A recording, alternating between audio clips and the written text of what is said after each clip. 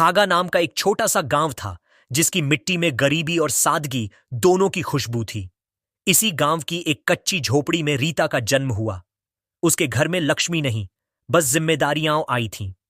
पिता रामलाल दूसरों के खेतों में मजदूरी करते थे, सुबह जल्दी निकल जाते और देर रात लौटते थे। उनके हाथों में मिट्टी और थकान दोनों की गहरी लकीरें थीं।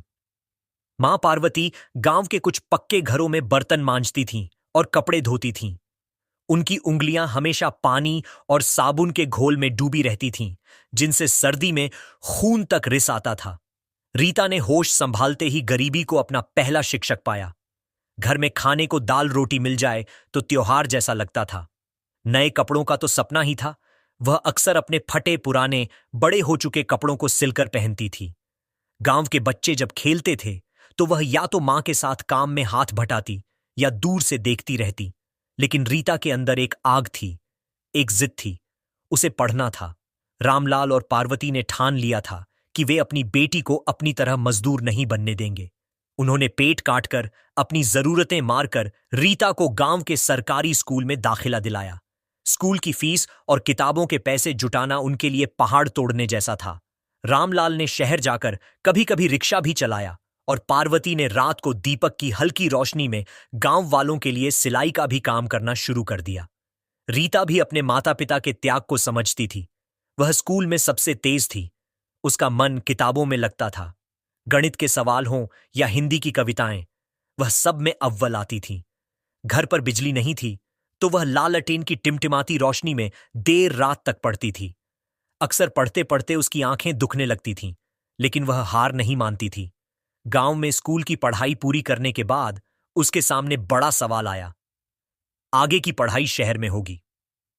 रामलाल के पास इतने पैसे नहीं थे कि वह रीता को शहर भेज सकें, लेकिन रीता ने हिम्मत नहीं हारी। उसने शहर के एक कॉलेज में आवेदन किया और अपनी पुरानी मार्कशीट दिखाई।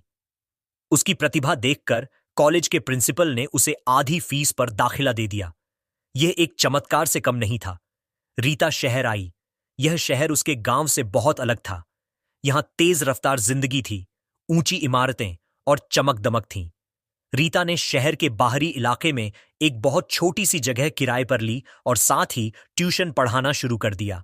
वह सुबह कॉलेज जाती, शाम को ट्यूशन पढ़ाती और रात में खुद पढ़ती। कभी कभी थकावट से उसका शरीर टूट जाता, लेकिन जैसे ही उसे अपने माता पिता के संघर्ष याद आते, वह फिर से खड़ी हो जाती। कॉलेज में वह एक साधारण लड़की थी, लेकिन उसकी आंखें बड़े सपने देखती थीं।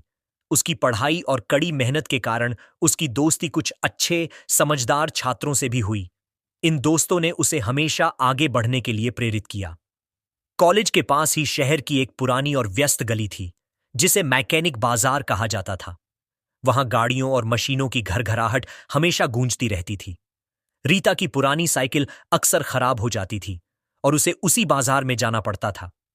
एक दिन उसकी साइकिल की चेन बुरी तरह टूट गई। वह घबराकर एक छोटी सी तेल से सनी हुई वर्कशॉप के सामने खड़ी हो गई, जिसके बाहर लिखा था अरविंद ऑटो रिपेयर। वर्कशॉप के अंदर एक दुबला पतला लेकिन मजबूत दिखने वाला लड़का बैठा था। उसके हाथ और कपड़े ग्रीस से सने थे, लेकिन उसके चेहरे पर एक साफ, भोली मुस्कान थी। यही था अरविंद। उसके चेहरे पर काम की थकान थी, पर आंखों में किसी बड़े सपने की चमक थी। रीता ने हिचकिचाते हुए पूछा, क्या आप यह ठीक कर देंगे? मुझे कॉलेज जाना है। अरविंद ने नजर उठाकर रीता को देखा। वह सादगी में भी बहुत खूबसूरत थी। उसने तुरंत जवाब दिया, हां, जरूर, 2 मिनट दीजिए बस। अरविंद ने तेजी से और कुशलता से चेन ठीक कर दी। जब रीता ने पैसे दिए तो उसने सिर्फ आधे पैसे लिए और कहा, अरे कोई बात नहीं, ये तो छोटी सी चीज थी। आप तो रोज आती जाती हैं, फिर कभी दे दीजिएगा। रीता को उसका यह भोलापन अच्छा लगा। उस दिन के बाद रीता अक्सर अपनी साइकिल का कोई न कोई छोटा काम लेकर अरविंद की दुकान पर जाने लगी। कभी हवा कम है, कभी ब्रेक ढीला है और कभी बस यूं ही हाल चाल पूछने। असल में उसकी साइकिल अब उतनी खराब नहीं होती थी जितना उसे बहाना चाहिए होता था। अरविंद भी रीता का इंतजार करने लगा था। जब वह आती तो उसके चेहरे पर एक अलग ही चमक आ जाती थी। वे दोनों घंटों बातें करते। रीता उसे अपनी पढ़ाई के बारे में बताती, अपने सपने बताती कि वह एक बड़ी अफसर बनना चाहती है। अरविंद उसे अपनी मैकेनिक की दुनिया के बारे में बताता, कैसे वह टूटी हुई मशीन को फिर से जिंदगी देता है। एक बार रीता बहुत उदास थी। कॉलेज में फीस भरने की तारीख निकल गई थी और उसके पास पूरे पैसे नहीं थे। वह अरविंद की दुकान पर बैठी रो रही थी। अरविंद ने बिना कुछ सोचे अपने गुल्लक में रखे सारे पैसे निकाल लिए। ये पैसे उसने अपनी एक छोटी सी मशीन खरीदने के लिए बचाए थे। उसने रीता के हाथ में पैसे रखते हुए कहा, ले लो रीता, जब तुम्हारे पास आ जाई तो लौटा देना, तुम्हारी पढ़ाई रुकनी नहीं चाहिए। रीता को महसूस हुआ कि यह सिर्फ पैसे नहीं थे, यह सच्चा प्यार और विश्वास था। उसने पैसे नहीं लिए, लेकिन उसका दिल अरविंद के लिए भर आया। उसने कहा, अरविंद, तुम मेरे लिए भगवान से कम नहीं हो। इस घटना के बाद उनका रिश्ता दोस्ती से आगे बढ़कर प्यार में बदल गया। अरविंद ने रीता के सपने को अपना सपना बना लिया। उसने रीता से कहा, तुम सिर्फ पढ़ो, पैसे की चिंता मत करो, मैं हूं ना, मैकेनिक का हाथ हूं, अपनी महबूबा की किस्मत भी ठीक कर दूंगा। रीता को अरविंद की सादगी, ईमानदारी और उसके प्यार ने एक नई ताकत दी। वह जानती थी कि यह प्यार उसे ऊंचाई पर ले जाएगा। रीता ने कड़ी मेहनत और लगन से अपनी ग्रेजुएशन की पढ़ाई पूरी कर ली। कॉलेज के आखिरी दिन उसने अपने माता पिता और अरविंद को बुलाया। उसके माता पिता की आंखों में गर्व के आंसू थे। उनके मजदूर हाथों की कमाई आज सफल हो गई थी। अरविंद ने उसे एक पुरानी लेकिन सुंदर घड़ी तोहफे में दी, जो उसने अपनी पहली बड़ी कमाई से खरीदी थी। रीता अब सिर्फ एक ग्रेजुएट नहीं थी, उसके अंदर आत्मविश्वास भर गया था। वह जानती थी कि अब उसे पीछे मुड़कर नहीं देखना है। उसका अगला लक्ष्य था सिविल सेवा की परीक्षा पास करना। उसने शहर के एक बड़े कोचिंग सेंटर में दाखिला लिया। अरविंद ने उसके लिए एक पुराना लैपटॉप खरीदने में मदद की ताकि वह ऑनलाइन भी पढ़ सके। उसका पूरा ध्यान पढ़ाई पर था। उसने दुनिया से दूरी बना ली थी। एक शाम रीता लाइब्रेरी से लौट रही थी। रात हो चुकी थी और सड़क पर ज्यादा लोग नहीं थे। वह तेज कदमों से चली जा रही थी। तभी एक सरकारी जीप उसके पास आकर रुकी। जीप में एक पुलिस अधिकारी बैठा था, जिसका नाम था बलवंत सिंह। वह इलाके का इंस्पेक्टर था और अपने बुरे व्यवहार के लिए बदनाम था। बलवंत सिंह ने रीता को देखा और अपनी जीप का शीशा नीचे कर दिया। उसने रीता को घूरते हुए भद्दे तरीके से कहा, अरे ओ लड़की, इतनी रात को कहां जा रही है? चल, छोड़ दूं? रीता को उसकी आवाज और देखने का तरीका बिल्कुल अच्छा नहीं लगा। उसने विनम्रता से कहा, नहीं सर, धन्यवाद, मैं पास में ही रहती हूं। बलवंत सिंह को गुस्सा आ गया। उसकी घमंड से भरी आवाज और चढ़ गई। क्या कहा? मना कर रही है? तुझे पता है मैं कौन हूं? इस इलाके का इंस्पेक्टर हूं। कल को तेरे बाप को किसी केस में फंसा दूं तो पता चलेगा। यह धमकी सुनकर रीता का खून खौल गया। उसने हिम्मत से अपनी आवाज तेज की, आप एक सरकारी अधिकारी हैं। आपका काम लोगों की मदद करना है, उन्हें धमकाना नहीं। बलवंत सिंह तुरंत जीप से बाहर निकला। वह लंबा, मोटा और बहुत घमंडी था। उसने रीता का रास्ता रोक लिया और उसका हाथ पकड़ने की कोशिश की। ज्यादा जुबान मत चला। चल, मेरे साथ बैठ, मैं तुझे एक रात में ही कलेक्टर बना दूंगा। रीता ने तुरंत अपना हाथ छुड़ाया और उसे एक जोरदार थप्पड़ मारा। बलवंत सिंह को उम्मीद नहीं थी कि एक साधारण लड़की ऐसा कर सकती है। वह गुस्से से लाल हो गया। उसने रीता को धक्का दिया। रीता गिर गई, लेकिन उसने तुरंत उठकर अपनी आत्मरक्षा की। उसने चिल्लाकर कहा, तुम्हें इसकी कीमत चुकानी पड़ेगी। मैं तुम्हें दिखाऊंगी कि कानून की ताकत क्या होती है। बलवंत सिंह हंसा, एक घिनौनी हंसी।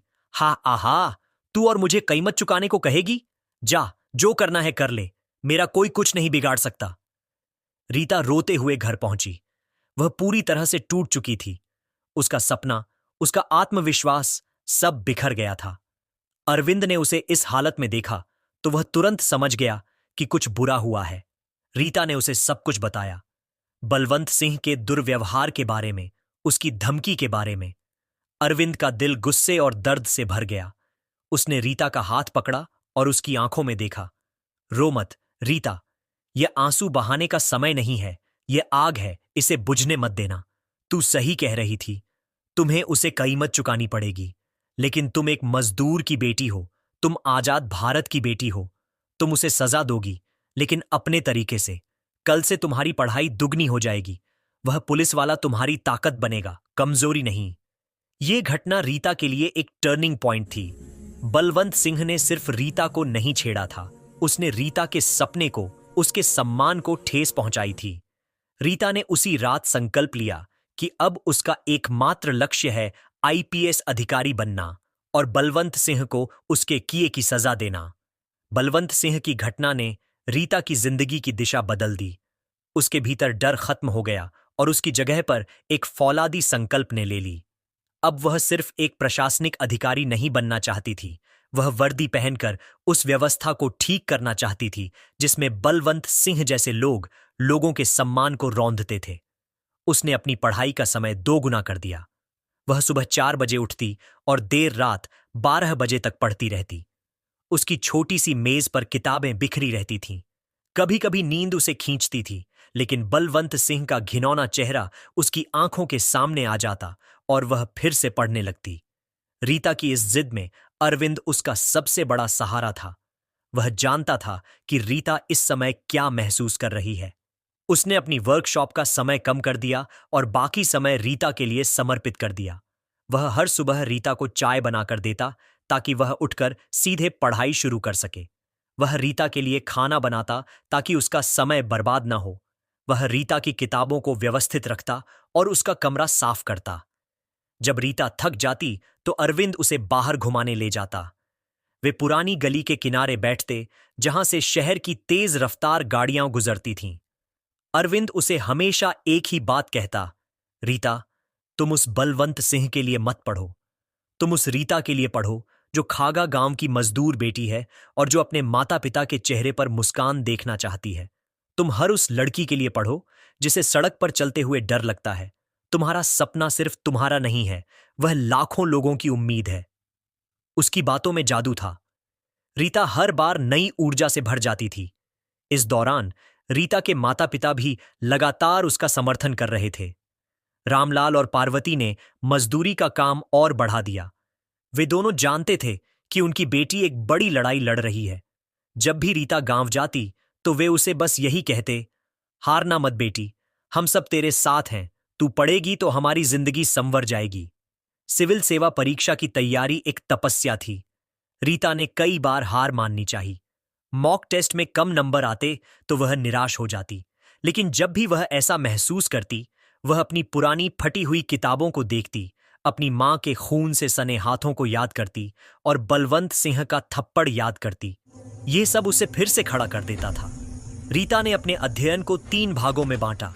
ज्ञान, उसने देश, इतिहास, भूगोल और अर्थशास्त्र की हर बारीकी को समझा। रणनीति, उसने परीक्षा के पैटर्न को समझा और लिखने के तरीके को मजबूत किया। आत्मविश्वास, उसने रोज अपने आप से कहा कि वह सफल होगी क्योंकि उसका संघर्ष सच्चा है। 2 साल की कड़ी मेहनत के बाद पहला मौका आया। रीता ने प्रारंभिक परीक्षा दी और उसे पास कर लिया। मुख्य परीक्षा भी उसने पूरी तैयारी के साथ दी। अब बारी थी इंटरव्यू की, जो सबसे मुश्किल था। इंटरव्यू वाले दिन रीता बहुत नर्वस थी।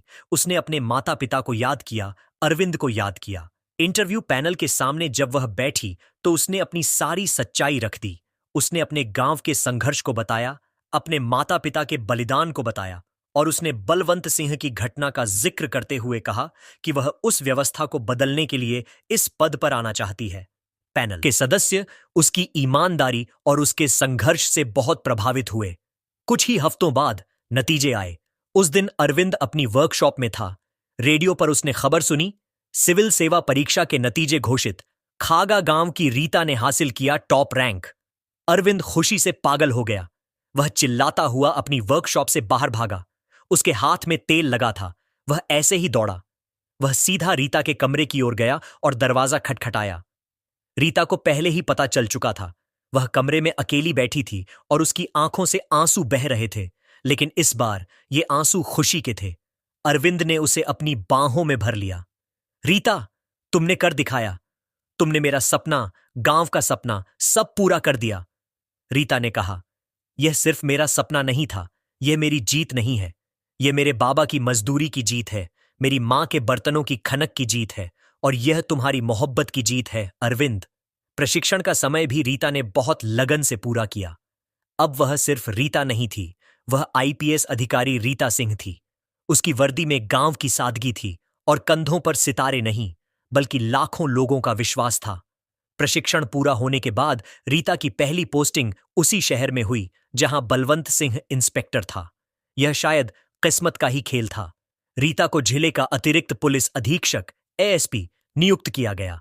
जब बलवंत सिंह को पता चला कि नई एएसपी वही लड़की है जिसे उसने कुछ साल पहले सड़क पर छेड़ा था, तो उसके पसीने छूट गए। उसका घमंड चूर चूर हो गया। वह जानता था कि अब उसका अंत नजदीक है। रीता ने अपनी कुर्सी संभाली। उसने काम शुरू करने से पहले बलवंत सिंह के पूरे रिकॉर्ड की गुप्त जांच करवाई। उसे पता चला कि बलवंत सिंह सिर्फ सड़क पर लड़कियों को परेशान ही नहीं करता था, बल्कि वह कई घिनौने अपराधों में लिप्त था। वह छोटे व्यापारियों को धमकाकर उनसे पैसे वसूलता था और अपने पद का दुरुपयोग करके गरीबों की जमीन पर कब्जा करता था। रीता ने उसे तुरंत अपने दफ्तर में बुलाया। बलवंत सिंह सहमा हुआ, पसीने से भीगा हुआ रीता के सामने खड़ा था। वर्दी में खड़ी रीता अब वह डरी हुई लड़की नहीं थी। वह मजबूत, आत्मविश्वास से भरी और एक कुशल अधिकारी थी। रीता ने अपनी कुर्सी से खड़े हुए बिना शांत लेकिन कड़क आवाज में पूछा, इंस्पेक्टर बलवंत सिंह, तुम्हें याद है कुछ साल पहले तुमने एक लड़की से क्या कहा था?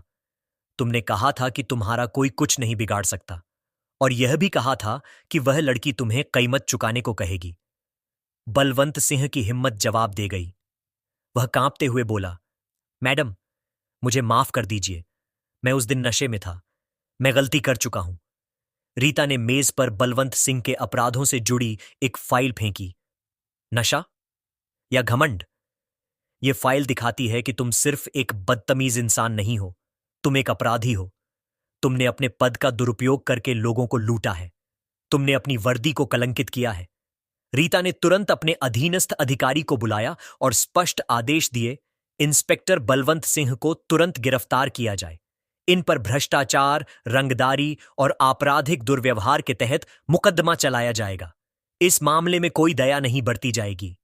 बलवंत सिंह गिरफ्तारी के डर से रीता के पैरों पर गिर पड़ा। मैडम, प्लीज, मेरे बच्चे हैं, मेरा परिवार है। रीता ने दो टूक जवाब दिया। तुम्हें जब अपने पद की इज्जत करनी थी, तब तुम्हें अपनी वर्दी और अपने परिवार का ख्याल नहीं आया। तुम्हें जेल जाना होगा, जहां तुम्हें पता चलेगा कि कानून की ताकत क्या होती है। यह सजा सिर्फ तुम्हारी बदतमीजी के लिए नहीं है। यह सजा उन हजारों बलवंत सिंहों के लिए है जो सोचते हैं कि वर्दी पहनकर वे कानून से ऊपर हो जाते हैं। पलक झपकते ही बलवंत सिंह को पुलिसकर्मियों ने हथकड़ी पहना दी और उसे खींच कर ले गए। रीता की आंखों में संतुष्टि थी। यह बदला नहीं था, यह न्याय था। खागा गांव की मजदूर बेटी ने आज सिस्टम को एक कड़ा संदेश दिया था। अगले ही दिन यह खबर पूरे शहर में फैल गई। एक ईमानदार आईपीएस अधिकारी ने अपने ही विभाग के भ्रष्ट इंस्पेक्टर को जेल भेज दिया। लोगों ने रीता के काम की बहुत तारीफ की। रीता ने अपने दफ्तर से अपने गांव के घर फोन किया। रामलाल और पार्वती ने जब यह खबर सुनी तो वे दोनों फूट फूट कर रोए। यह उनके पूरे जीवन की सबसे बड़ी जीत थी।